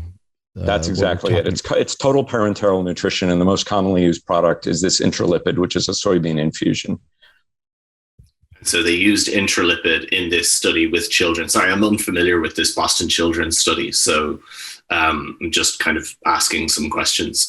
So they used the intralipid, which is usually used in total parenteral nutrition, and they used that as the exposure in that. So they had kids consuming the intralipid versus a control. No. This was not a study. This was treatment. They've been using intralipid as a treatment in humans since 1961. That's when this product was introduced. Sure, but there's an enormous literature on, TPN-related liver failure. And Kathleen Gura, this pharmacist at Boston Children's, was able to prove that it was related to the omega-6 content in these infusions. But so how is she able to prove it if there was no, surely they even did a control group in the hospital setting? Pair controlled feeding. That was the data they gave to the FDA to get it approved. Paired controlled feeding. So by the time they finally got around to doing an RCT in Hong Kong, it was so well known in the parent community how bad soybean oil was for children that they weren't able to complete the RCT because the parents refused to have their children put on soybean oil because of the toxicity. It's unethical to do a soybean oil infusion RCT at this point. And that was the evidence that the FDA used in approving this product and removing the black box warning. Right. But again, so soybean oil is obviously a vehicle for omega-6 fats. It's not entirely omega-6 fats. And so the idea that holds invariantly for any other potential oil, we can't make that extrapolation that would apply. they've used other oils. There are a variety of different products on the market. I mean, one of them is called Clinoleic, which is made from olive oil, which has a lot less omega-6 fat than soybean oil. And it's preferred to soybean oil because it doesn't induce the liver dysfunction that soybean oil does. Produces much less hyperglycemia. Sure, but again, we're talking about this specific product, right? And no, we're talking about a treatment approach and the evidence showing that fatty liver disease is caused by omega-6 fats in humans. But that's not what the body of evidence shows in this specific case. You just said you weren't familiar with this body of evidence, Alan. No, I said I'm not familiar with that study. I'm familiar with the evidence for Nafld and interventions in humans. It's not a study. It's decades of treatment. I mean, if you go read the guidelines on how to do TPN in humans, they say that intralipid is harmful, and they say the only reason we use it is because there's nothing else on the market. This is standard medical practice here. It's not a study. Okay. Real quick, I am curious about both of your suggestions, just to the practical individual who's listening to this information. It's like, maybe if I'm using certain oils, can I just cut down a bit? Like from the most practical perspective, I would assume maybe, Tucker, you'd say get rid of all of it. But like, how can people take this information and just put it into practice, even if they're being cautious? Let's say that they hear what you're saying and they're like, I just want to be maybe a little bit cautious with this and be careful until more research comes out. How can people apply it in the best way? Can I get both of your opinions on that? Well, okay, but before I say that, I'd like to address one point that Alan's made a couple of times by saying consumption of this is only 7%. That sort of begs the question, because that assumes that 7% is a healthy amount, and that hasn't been shown. 7% is several times as high as an evolutionarily appropriate level based on what we know from populations who don't consume seed oils and industrial, chicken and pork. We don't know what the safe amount is. Okay.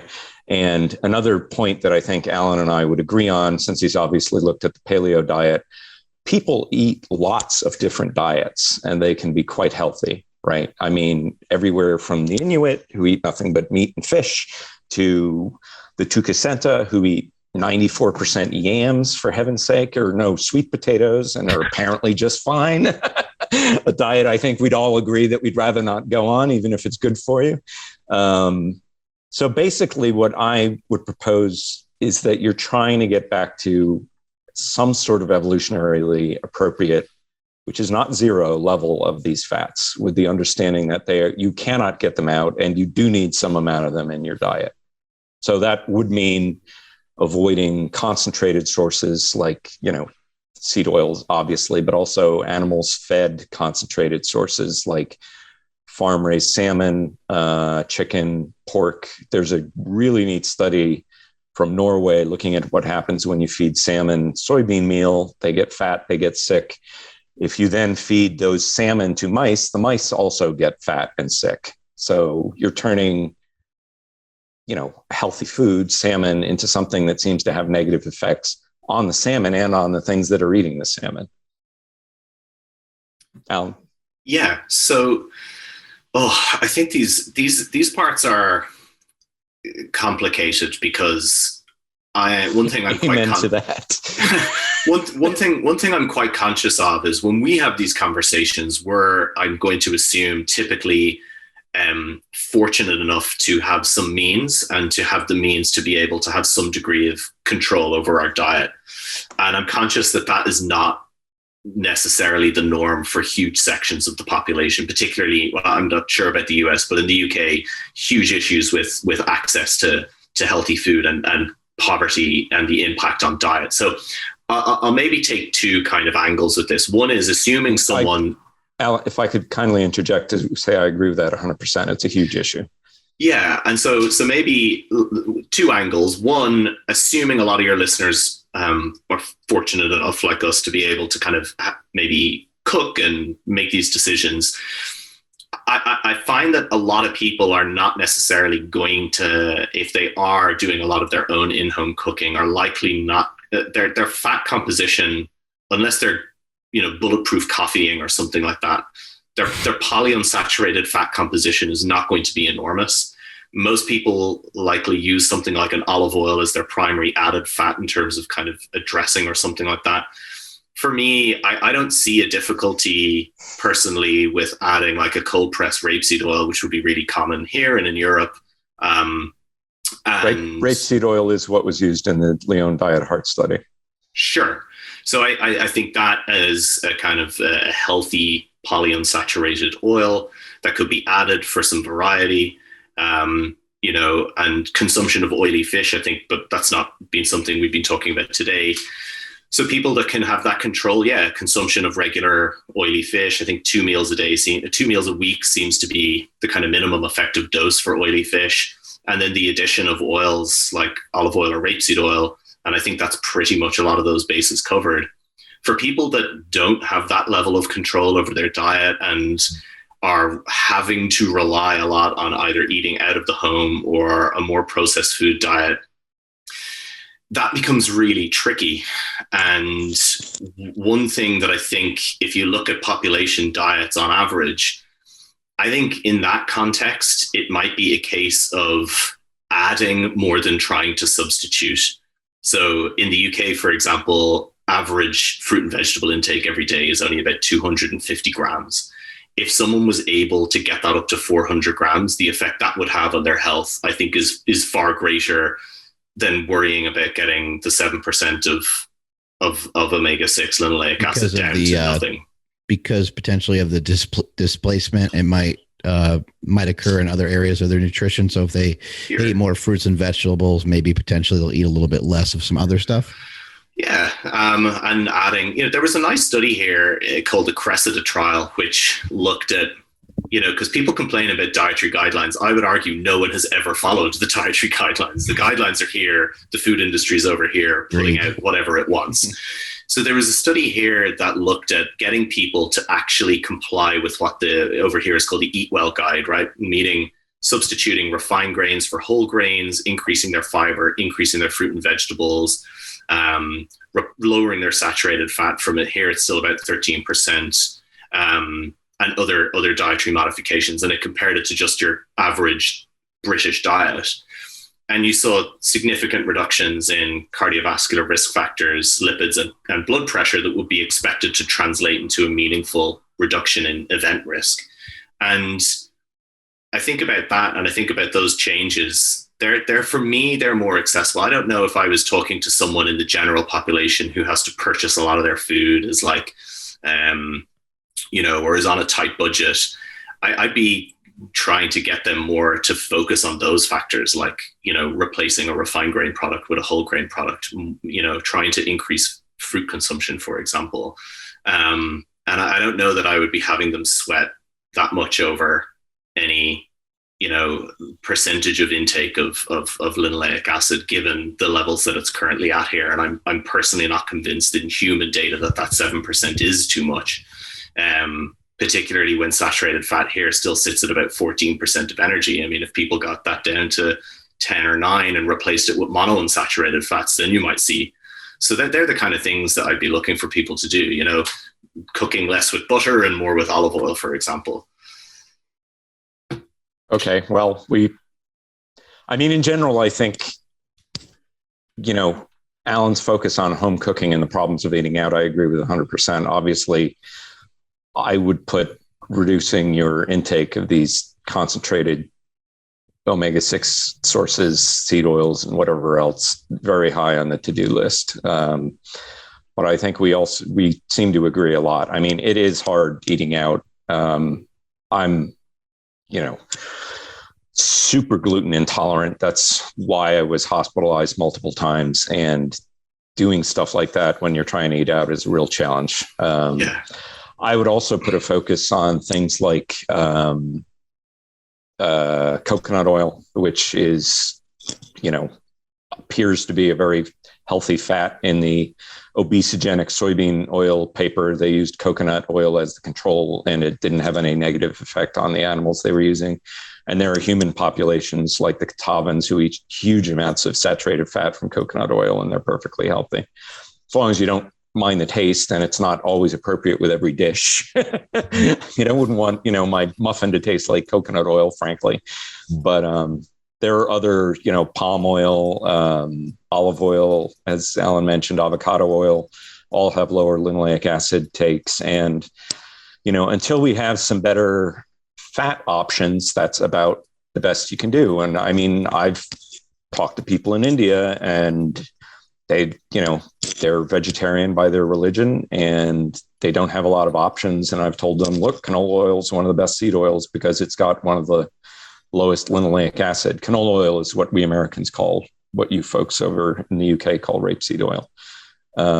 Same plant. It's just better branding by the Canadians here in the United States. Tucker, you talked a little bit early on about sunlight, and I know a lot of what Alan has talked about on my podcast previously was about circadian rhythm and stuff. But I find it really fascinating what you said about sunburn. And I think sometimes when we start to talk about some of these things, I think people think that we're crazy or indeed. And same with Alan, coming on and talking about circadian rhythm, how it appears that it matters kind of when we eat and some of these things. I think a lot of us sometimes are just like, this sounds like crazy talk, but then we find out years later that maybe we're on the right track. What have you found with the sunlight? You kind of mentioned maybe being able to handle more sunlight. What do you think happened there? Well, the literature is really clear on that one. They can control susceptibility in these animal models by how much seed oils they feed them, how much polyunsaturated fats they feed them. They break down, they break down from UV light into toxins. The toxins are inflammatory and cause a lot of the inflammatory response that you see in sunburn and skin cancer. There's a gene, the TP53 gene, which they call the anti-tumor gene, which is broken, literally the term they use in the papers is preferentially mutated by these linoleic acid breakdown products. And alarmingly, we didn't really get into cancer in this talk, but alarmingly, that particular mutation is the most common mutation in human cancers. And we know that the breakdown products that are specific to linoleic acid induce that mutation.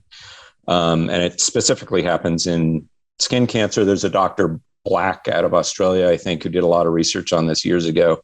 Unfortunately, he was also saturated fat phobic, so he advised you to eat a no-fat diet, which I don't think is really optimal. So there's a clear literature showing that's the case. To the old epidemiological evidence, which I'm really partial to, there's a neat paper looking at some high Andes indigenous population. I think the American military did this paper, and they noted that they lived in a treeless area in a high desert and never got skin cancer their entire lives. I mean, that's what we evolved for, right? We evolved in Africa, for heaven's sake, right? And skin cancer, if you look at skin cancer incident rates, it's a steadily climbing rise over the 20th century. That is also not a natural condition. Something has to be causing it. And I've talked to lots of other people who've noticed the same thing that I have.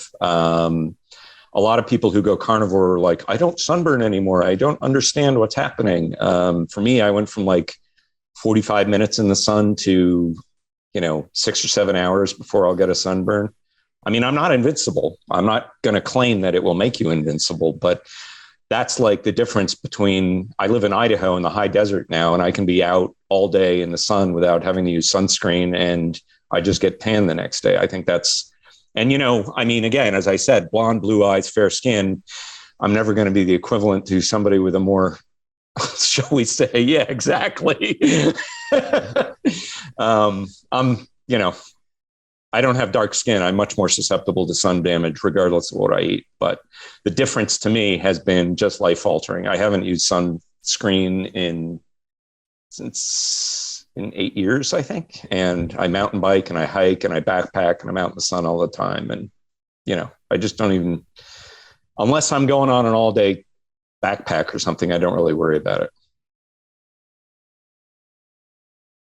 So that's been fun.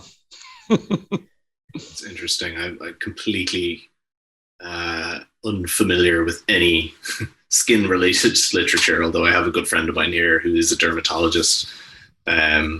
So yeah, it'll be an interesting conversation for me in the future, but it's certainly something I have never looked into. Fair enough. We can't all know everything. I mean, I've got my little area of focus here. There are lots of things that I'm clueless on and don't even try to pretend to know.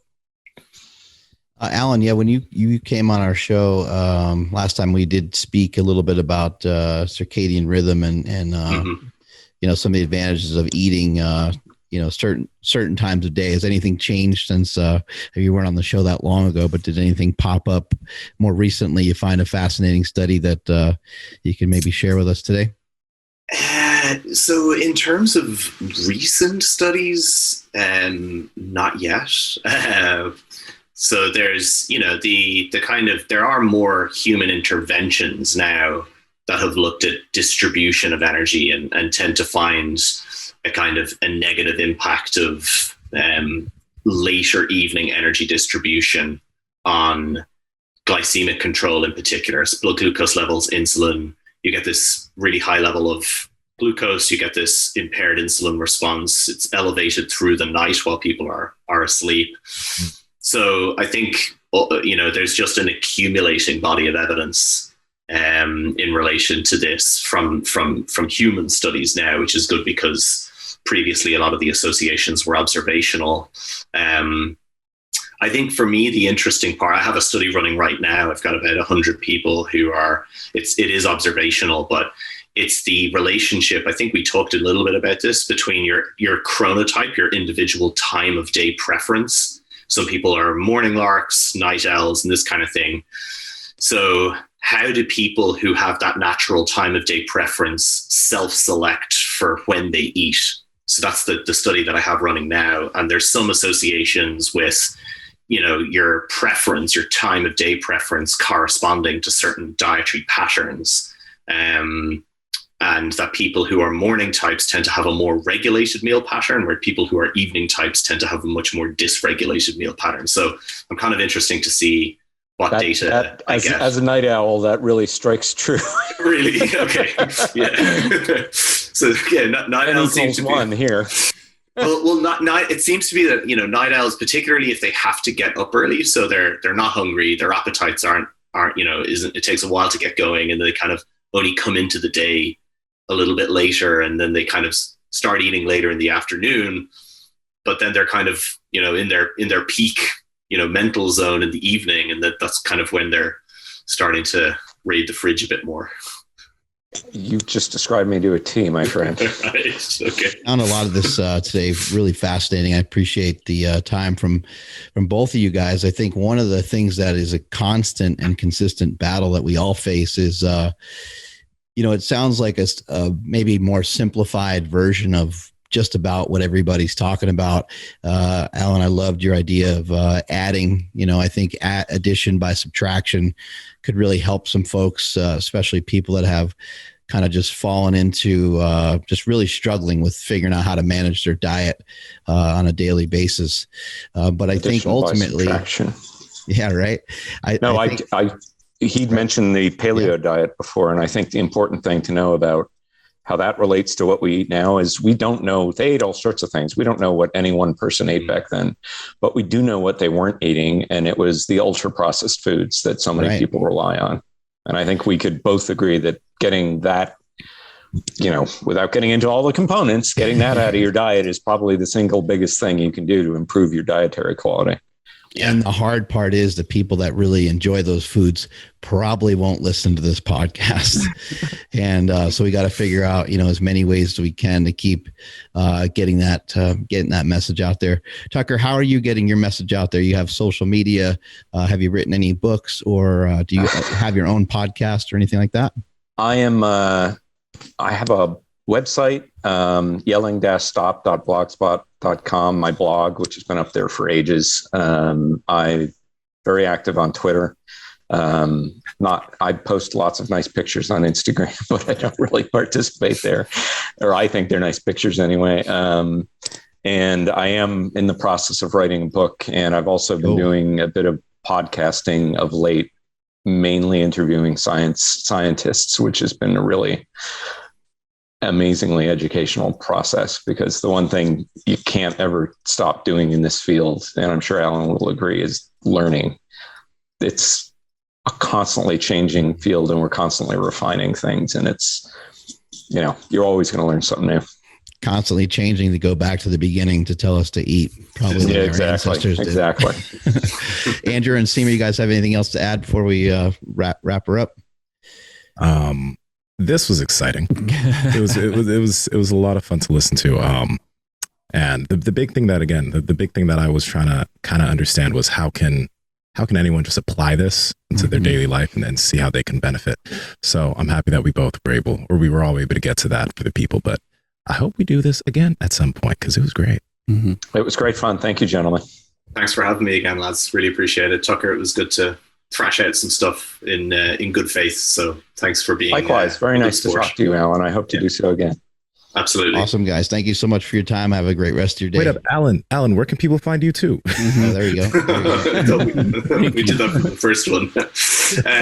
So only on Instagram. I've done the reversal of Tucker. Twitter goes too fast for me at the nutritional_advocate. I also produce content with Sigma Nutrition. So myself and Danny have a bi-monthly podcast, and we do some written statements, and my own website, Alinea Nutrition, which is really a healthcare professional research review focused platform for nutrition science. So thanks again, guys. Appreciate it. Thank you. Cheers, lads. See you guys. Cool stuff, man. Nice diving in there. Shit. That was nice and deep. That was real thick. Way deep. Yeah, that was like, whew. What it reminded me of, this is probably like the first week of like college. This is like a weird analogy, but like when all my friends were like still in the 13th grade trying to get into like a legit like English class, I went from high school and I just walked right into like, and I am bragging a little bit because like I don't do well in school, but like for writing and English and shit, like I was like leaps and bounds better than everybody else. Yeah. So I walked into this like legit college class when everyone around me is like way older, and I'm like, oh shit, this is a community college. So a lot of like parents are like trying to get their degree and shit. And so here I am like whatever, 17, 18 years old. And then we start to like kind of get down into what's like we have to start doing. And I'm just like, oh, I fucked up. Like, this is too much. So with today's conversation, like, man, that was a lot.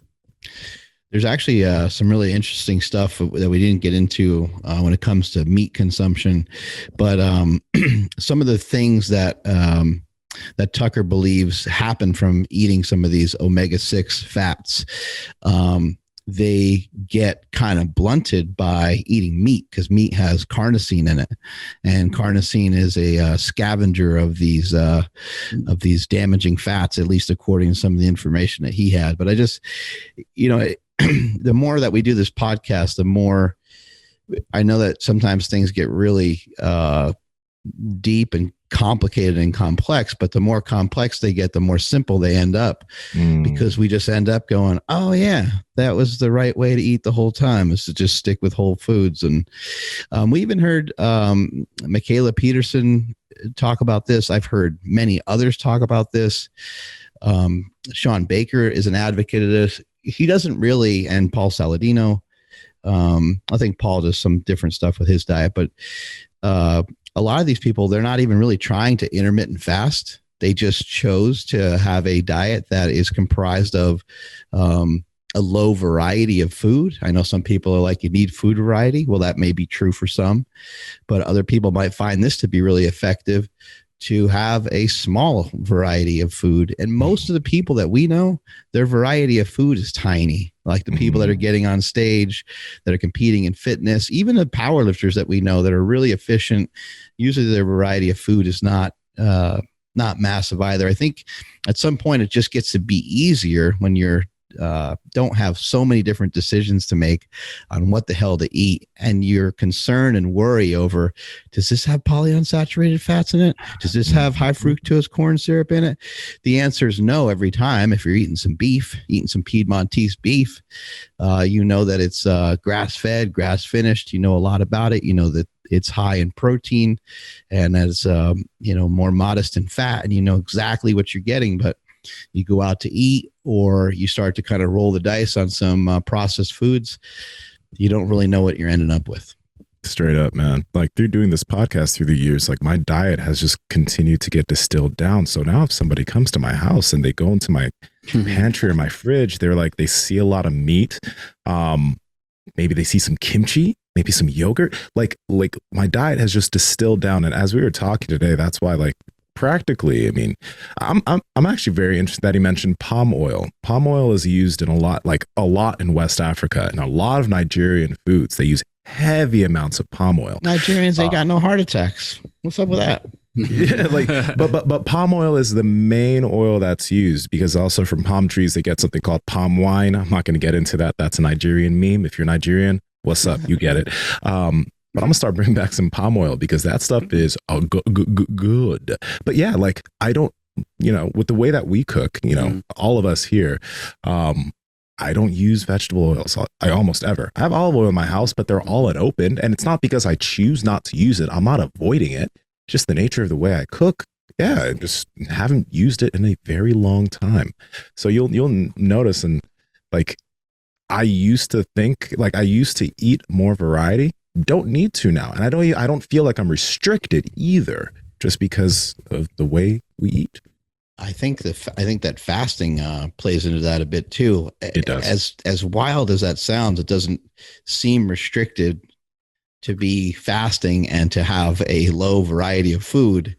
In some weird way, like, once you cook, like, I've never cooked up a steak after I've been fasting for 16 hours or 20 hours and been like, this is going to suck. I've been so excited, so pumped, I'm like literally like drooling. I'm super fired up. And a lot of times I'm even trying to cook something else first so I can get to something else first. I'm throwing in the Eat Right into the microwave when I get home, and I'm cooking up some shrimp or something like that. But it can really be useful to, have a low variety of foods, and you can help yourself to avoid a lot of the potential dangers in eating some of the foods that we talked about today and running into some of those weird fats. Yeah. It takes time though, right? I'm again thinking back. I remember I used to, like, again, getting into all of this stuff, remembering when I was trying to eat everything healthy, it was like, oh, you got to eat, chicken, broccoli, and rice. Mm-hmm. And then, like, I would even have like boiled chicken, because I'm supposed to have like the healthiest, like, non-artificial anything. And I'd be like, after like a day and a half, like, I would have it for lunch one day, and then the next day I would heat it up, and I just like would pick at it. I couldn't eat. I just couldn't do it. Mm-hmm. I was done. So then I believe that I'm like, oh, I'm somebody that needs variety. I'm somebody that needs something different every meal, every single day. Mm-hmm. And then now it's like, dude, yeah, I can handle chicken every day if I had to. Now I'm eating a lot more steak, and I'm eating a lot more fatty cuts. So I am having salmon from Eat Right. But it's tough, because I would get super frustrated, because I would look around and be like, oh, well, fuck, like they're able to do it. Like, what's wrong with me? But it just takes a little bit of time, and, taking some of the other bullshit out of your diet definitely helped me. Like, I was, again, thinking back about all the stuff that I was doing. I remember I would like go to In-N-Out and be like, oh, no salt, like, get rid of all the salt. Like, I don't want any salt, because I'm trying to be healthier. But it's like, dude, I'm still eating the fries, and that's cooked with sunflower seed oil. I have no idea if that's good or bad or not. It doesn't matter. It's definitely not something, if I'm trying to like cut all the bad shit out of my diet, I'm going to have that and then wonder, man, why can't I eat chicken and be happy? It's like I'm just putting all the odds against myself.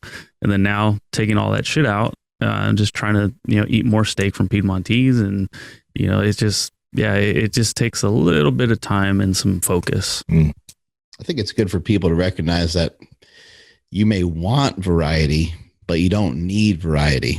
You know, that's huge. We would just humans just we wouldn't be around. You know, there was points in time where we didn't have as many choices, or we didn't have hardly any choices at all on what we ate. You ate whatever animal was around, or whatever berries or whatever was growing at the time. So I think it's just important just to understand that the psychology of your nutrition, a lot of it we make it up. You know, we make it up that I need snacks. I hear people say all the time, I need something crunchy.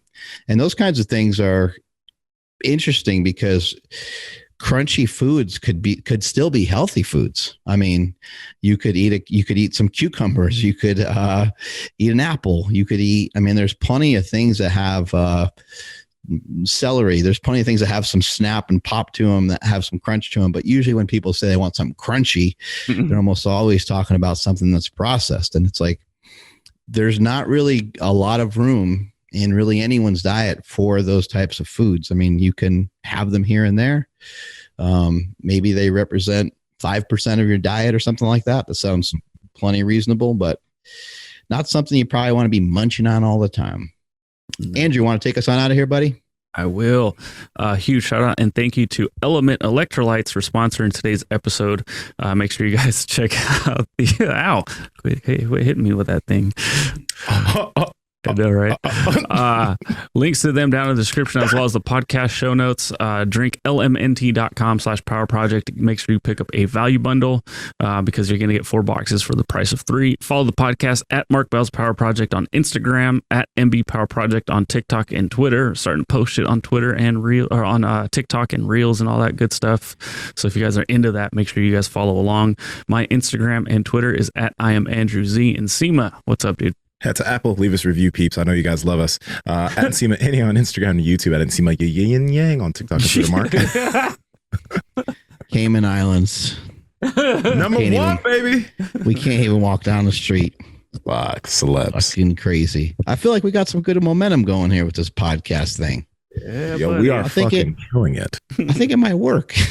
It might. I think it might just work. It's not going too bad. My TikTok is blowing up really well. Thanks to 100K, Mark.